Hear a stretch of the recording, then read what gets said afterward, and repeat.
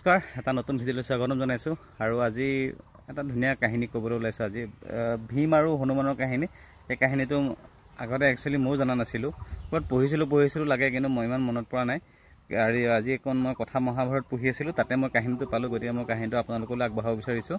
তাৰমানে যেতিয়া পাণ্ডৱসকল বনবাসত আছিলে, তেতিয়া মানে এপাহ ফুল আহি পেলাই মানে বতাহে দ্ৰৌপদীৰ গাত আহি পেলাই মানে পেলাই দিলেহি। ফুলপাহ মানে ইমানেই ধুনীয়া গোন্ধ আছিলে। ফুলপাহ ভীমক ক'লে যে দ্ৰৌপদীয়ে যে তুমি এনেকুৱা ফুল মোক আৰু অলপমান আনি দিয়া, মই এই পাহ ফুল যুধিষ্ঠিৰক দিওঁগৈ।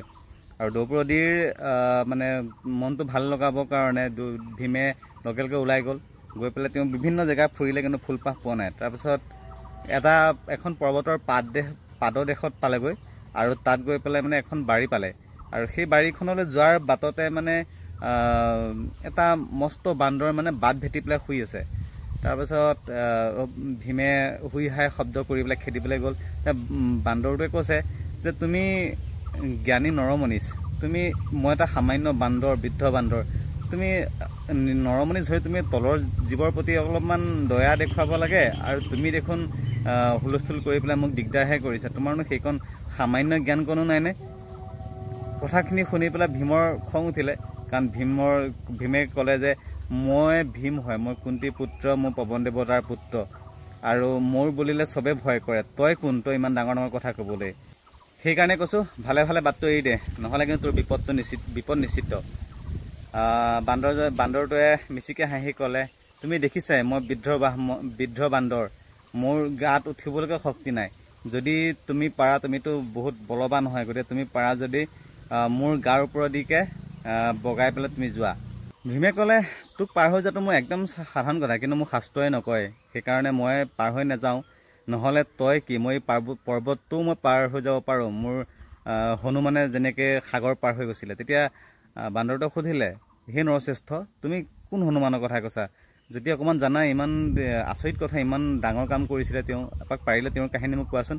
ভীমে ক'লে তুমি মোৰ ডাঙৰ ভাতৃ, তুমি হনুমানৰ কথা নাজানা, যিগৰাকীয়ে মানে ৰামপত্নী সীতাক বিচাৰি যাওঁতে 100 যোজন বহল সাগৰ পাৰ হৈ গৈছিলে, তুমি তেওঁৰ বিষয়ে নাজানা?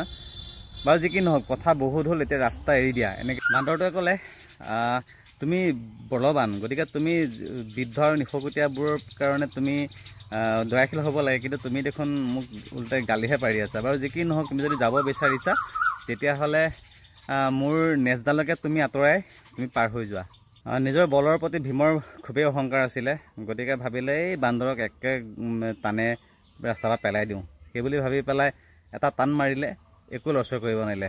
তাৰপাছত গজাডাল থৈ দুইটা হাতেৰে যেনিয়ে তেনিয়ে মানে চব ফালৰ পৰা গোটেইকেইটা এংগুলৰ পৰা দাঙিব চালে, কিন্তু নাই, ভীম ঘামি জমি একাকাৰ হ'ল, কিন্তু চুলিডাল মানুহ লৰচৰ কৰিব নোৱাৰিলে। তেতিয়া ভীমে গম পালে যে এয়া কোনো সাধাৰণ কোনোবা নহয়। মানে ভীমৰ অহংকাৰ আঁতৰিল আৰু ক'লে যে কওকচোন আপুনি কোন, মোক ক্ষমা কৰক, আপুনি হয়তো কোনোবা দেৱতা, নহ'লে কোনোবা গন্ধৰ্ব, আপুনি সামান্য বান্দৰ নহয়।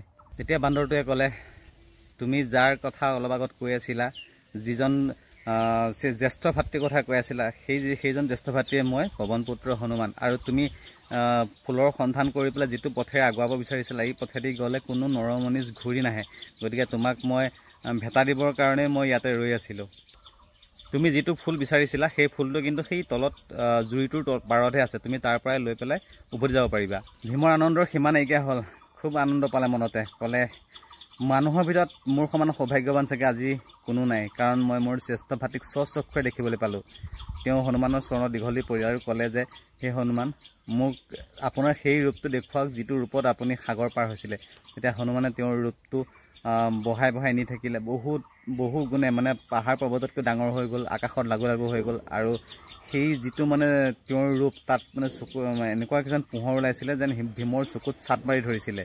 তেতিয়া হনুমানে কৈছিলে যে প্ৰয়োজন সাপেক্ষে মই ইয়াতকৈও ডাঙৰ মোৰ কৰিব পাৰোঁ মোৰ শৰীৰটো। তাৰপাছত হনুমানে ভীমক আলিংগন কৰিলে, আৰু তেতিয়া কৈছে যে মই প্ৰভু শ্ৰীৰামচন্দ্ৰক যেতিয়া আঁকোৱালি দিছিলোঁ, যিটো মানে আনন্দ পাইছিলোঁ, সেই আনন্দ যেন মই আকৌ আজি ঘূৰাই পাইছোঁ। তাৰপিছত ক'লে যে তুমি এতিয়া তোমাৰ আগৰ জেগালৈ ঘূৰি যোৱাগৈ ফুল লৈ পেলাই, আৰু কি বৰ লাগে কোৱা।